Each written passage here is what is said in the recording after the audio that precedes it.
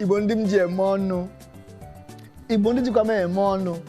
Ịma m ji akpụ na Igbo ndị ji eme maka na ndị Igbo obodo ọbụla ị ga n'ụwa ma ịfụ ha onye Igbo ma gịnị kwara laba. Onye ka m ji ru na-eme ọnụ. Amaka m nji m eme ọnụ maka gịnị abụ m onye so na ndị na-akwalite asụsụ Igbo ga-ejiri mara ndị Igbo na nri ndị Igbo.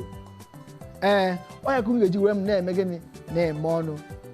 Asị m ihe ọma mere onye ya mekwere ibe ya. Ọ bịara bụ onye abịagbuna ya mgbe ọ ga-eme gịnị mgbe ọ ga-ala ka mkpukpu hapụ ịpụ ya n'azụ. Agwụchikwala m ọzọ maọbụ anyị agwụchikwala ọzọ n'ụbọchị nke taa ịbịa nye unu ezigbo ntụziaka. Ọ ka bụkwa n'isi mbido TV ka m na-ewetara ihe emume ọma nke a na-akpọ oge amara. Oge amara, season of grace, season of grace.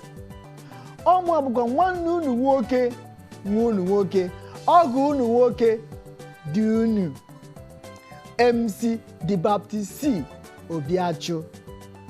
Nke taa o nwere isiokwu nke anyị ga-atụle anya. Isiokwu nke anyị ga-atụle anya nke ga-adị ka ajụjụ.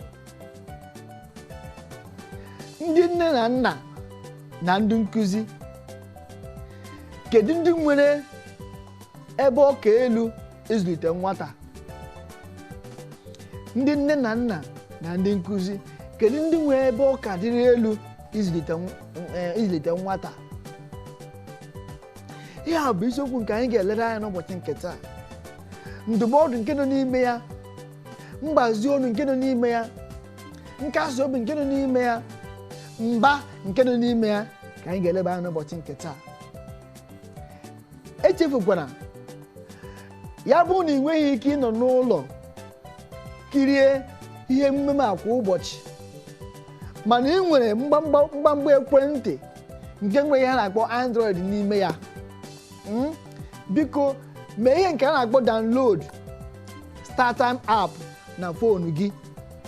Inwe ha anya mgbe ọbụla ị pịrị ya, ya mepee pịa isi mbido TV.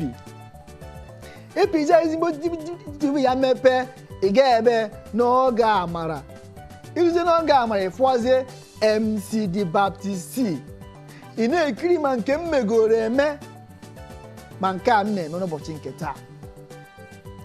Maka na ọ bụ mbụ Chineke gara n'ụlọ na-ekiri m. Isi mbido TV agaala ụwa niile. Anyị agaala ụwa niile. Ị nọ na be gị, ị ga-ekiri anyị. Ị nọ n'ụlọ ọrụ gị, ị ga-ekiri anyị. Ị nọ n'ụgbọala gị, ị ga-ekiri anyị. Ị nọ ebe ị na-azụ ahịa, buru ekwentị gị n'aka, mee nke a, download ihe na-akpọ StarTime app na ekwentị gị. Ị ga-eji ya na-ekiri anyị ebe ọbụla nke ị nọ. Anyị bụ isi bido bụ nke mbụ. Anyị bụ ebe ebidoro ofu TV na-asụ asụsụ Igbo nke kara aka, dị ọcha. Ọ bụ isi mbido. Echefukwana, ihe a bụ emume a na-akpọ oge amara. Anyị ga-aga gbarịa egwu, gbarata obere egwu nke a na-akpọ ịdị too much.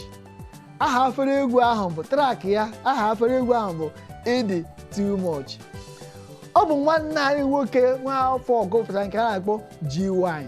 Biko soro m ka anyị je gbara efere egwu ahụ ka ị na-agba na-aghọtakwa ihe n'ime ya. Daalụ.